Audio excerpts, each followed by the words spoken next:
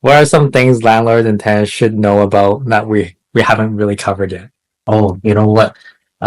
There's cases, old cases. They're in the Residential Tenancy Board website.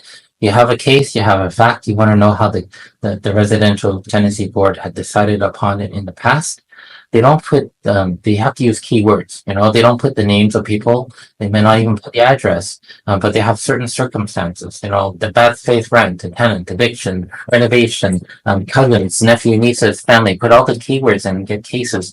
And for both tenants and landlords alike, the board likes to, refer to decisions that other members have made. They defer more likely to Supreme Court decisions that overturn this or that, but it's there. It's a good source. A second thing is guidelines. All the board members refer to Residential Tenancy Board guidelines, and they update it periodically. When a new case comes up, they update the guideline.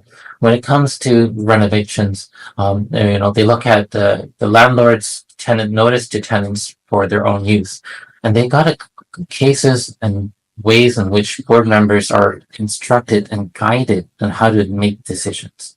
So it's not a completely open-ended thing. They can do whatever they want. They have to follow the guidelines.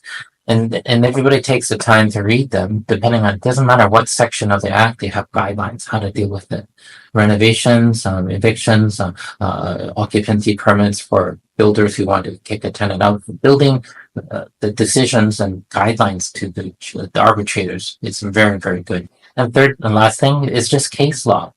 There's a publicly accessible case law. Now, you don't have to pay hundreds of dollars like in the past when I started as a lawyer. You have to pay money to access court databases.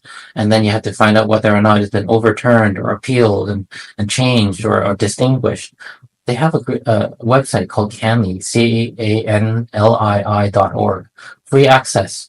And it's a project of, I think, legal education for all kind of society, right? So people can access Supreme Court decisions that deal with BC, that deal with landlord tenancy, and how the courts. And if you bring that case that overrides our arbitrator's decision, yeah, very powerful to have. Then everybody have access to it. You don't need a lawyer to look at it.